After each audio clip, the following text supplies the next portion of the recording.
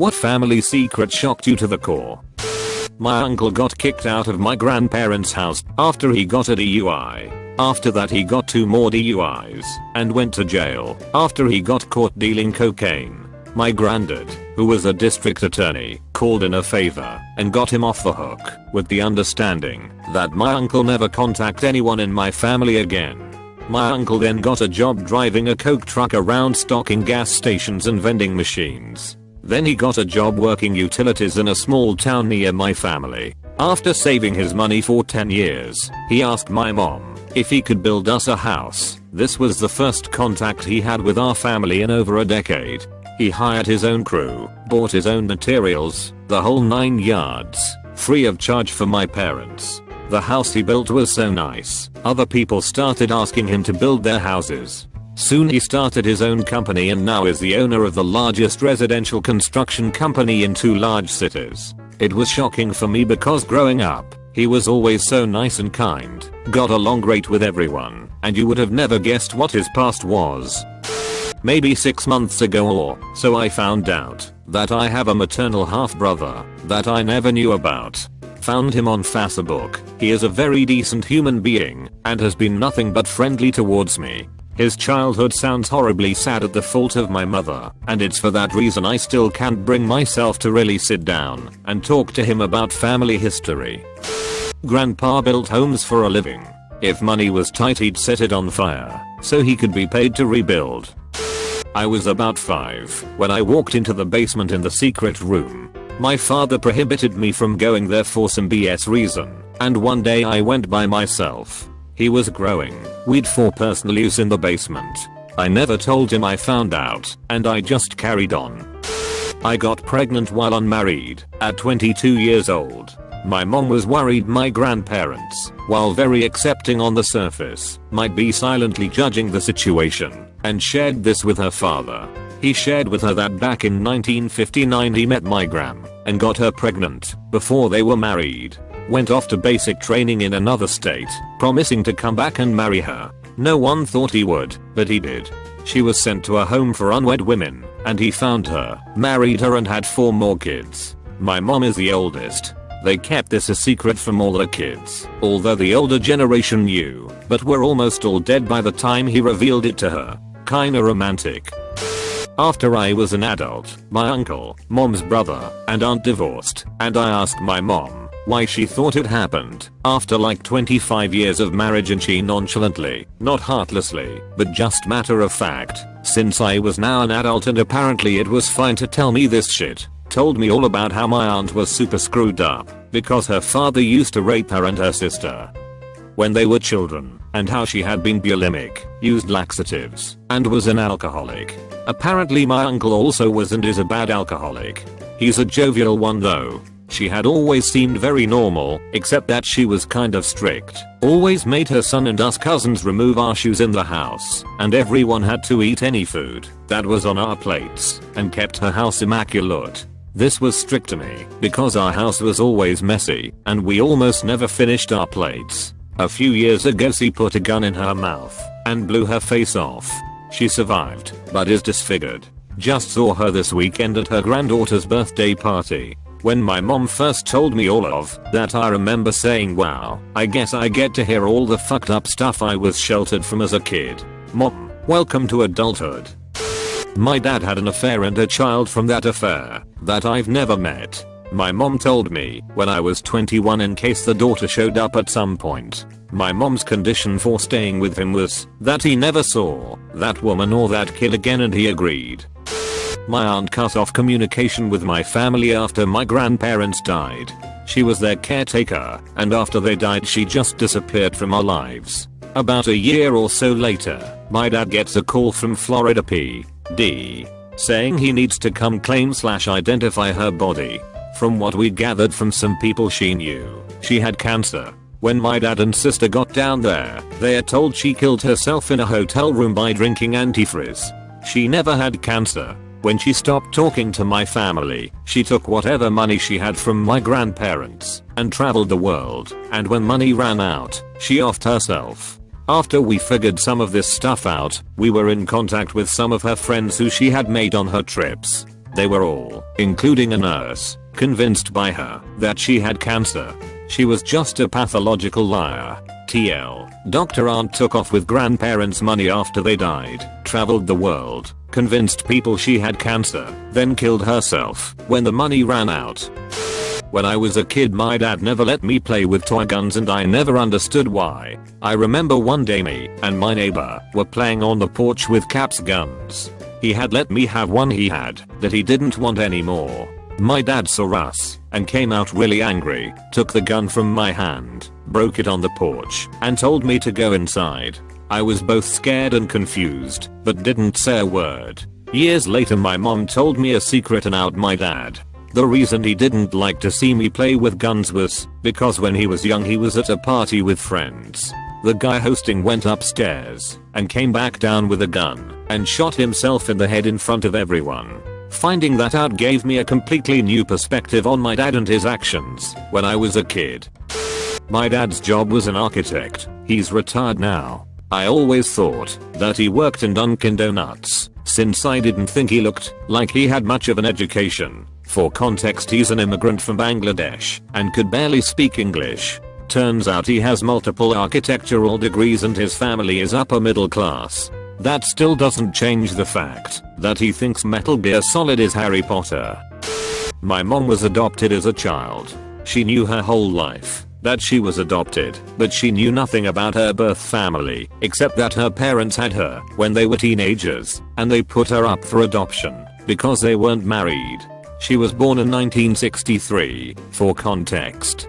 But, about 3 years ago, she was contacted by her birth parents. Apparently they stayed together, eventually got married, and had 2 sons. Neither of the sons knew about my mom until about 3 years ago, when my mom's birth parents told them about her. It turned out to be a happy family secret, though. My mom is now very close with her birth parents and her biological brothers, and my extended family on that side were very welcoming. Also, these are just some fun facts. My mom grew up literally 5 minutes away from her biological family. She went to the same schools as her biological brothers, although they never met, as she is 5 years older than them. My mom's ex-husband, my dad, was lab partners with one of her biological brothers in high school, and my mom's adopted brother's wife used to babysit the biological brothers. It's such a small world.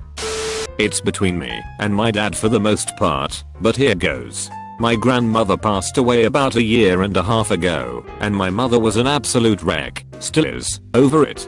My dad and I were complete realists, and came to the conclusion that grandma wanted to die because she couldn't handle doing all the work around the house with her husband and mentally disabled 50-year-old son at home yelling at each other all the time. It wore her out to the point that she became sick. When dad and I were at the hospital with her, and mom and grandpa left to get a bite to eat, grandma opened her eyes and told me and my dad, "I can't live here anymore. I'm just tired. I want them to let me go." Dad and I swore to never tell anyone that in our family. And we haven't. And we probably never will. She died 2 hours after saying that.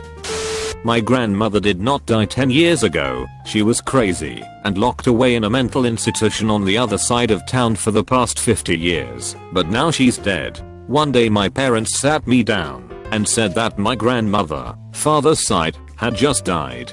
But as far as the whole family knew, she had died at least 10 years ago. Nope, she was insane. Has been living committed to a mental institution since 1940, but now she's dead. My mom and dad were going to the funeral, be back by supper time. Nothing to see here. I never met her, saw only one photo of her, wedding photo. I knew that my grandfather had been gotten divorced in the 1930s and my dad lived with my aunt, in the same city. There were allegations that my grandfather was abusive and violent, which is why my dad lived with my aunt. And there were rumors that she was not crazy, that she fought back, and he pushed to have her committed because he wanted out of the marriage.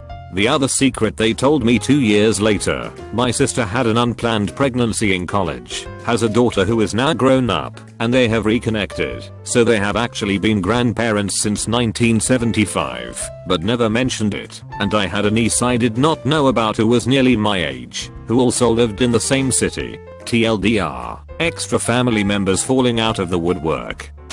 My great-grandfather had a lobotomy because of unknown mental issues. He was basically a zombie afterwards and died shortly before my grandmother married my grandfather. Really sad, because I always heard he was a wonderful guy, and it must suck to see that happen. And B, now know why my grandmother never speaks of him. There's also quite a few family members on that side with anxiety disorders, myself and my sister included.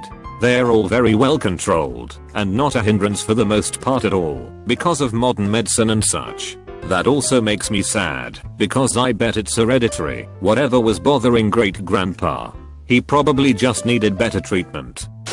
My aunt isn't the only wife, and she is so nice that she actually allowed her husband to marry another woman. However, unfortunately her husband now uses her for things like food and shelter, but whenever he goes on a holiday he takes the other wife. I then found out that when he wanted to marry the other woman she said that he'd have to divorce her. They then went to court, and the husband says that he will only divorce her if she won't try to take from him properties and all that. She disagreed. The guy then bribed someone off. They go to court, and he suddenly becomes the victim and doesn't want to divorce her, and she had to remain married to the guy and see him marry someone else too. She also has to make pastries and even sometimes takes care of the second wife's kid. I'm so livid about it, but she gave up the fight a long time ago. Nowadays whenever he comes to her house it becomes more of a burden. He expects all his clothes clean and ironed, uses the only car their kids could actually drive.